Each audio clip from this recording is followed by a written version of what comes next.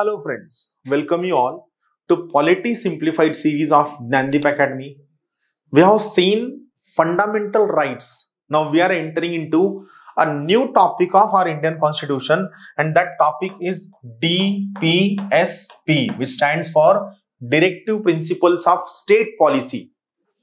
Here this S stands for state. Directive Principles of State Policy. So basically Article 36 talks about definition of state.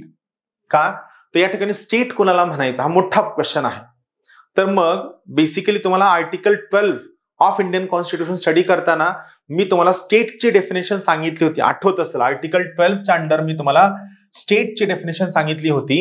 मग या ठिकाणी article 36 काय म्हणतात थोडक्यात directive प्रिन्सिपल्सचं implementation करत असताना स्टेट कोणाला म्हणायचा मोठा क्वेश्चन आहे. Who is the state, who shall be called as a state. तर याबद्दल आर्टिकल 36 एक खूप क्रिस्टल क्लॅरिटी देतं. आर्टिकल 36 काय म्हणतं see, in this part unless the context otherwise required, जोपर्यंत काहीतरी वेगळा अर्थ निघत नाही तोपर्यंत the state has the same meaning as in part 3.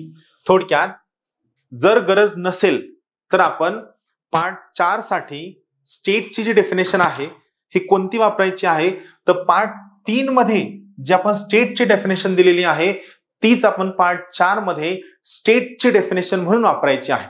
मग यात कोण येतं, president, Lok Sabha, Rajya Sabha, prime minister, council of minister, governor, legislative assembly, legislative council, chief minister, council of minister. Then institutions established under 73rd Constitutional Amendment Act, that is जिल्हा परिषद, पंचायत समिती, ग्राम पंचायत, ग्राम सभा. Then institutions established under 74th Constitutional Amendment Act, that is municipal corporation, municipal council, नगर परिषद, नगर panchayat, cantonment board. याच्यानंतर all institutions or corporations or organizations or companies who are working for or on behalf of the government of India or government of state will be called as a state. फक्त state मध्ये कोण येत नाही हे पक्क लक्षात घ्या. Article 12 आणि आर्टिकल 36 च्या डेफिनेशन मध्ये स्टेटच्या डेफिनेशन मध्ये ज्युडिशियरी येत नाही. I repeat once again, article 36 च्या डेफिनेशन नुसार आणि आर्टिकल 12 च्या डेफिनेशन नुसार स्टेटच्या डेफिनेशन मध्ये ज्युडिशियरी येत नाही. That's all from my side. Thank you.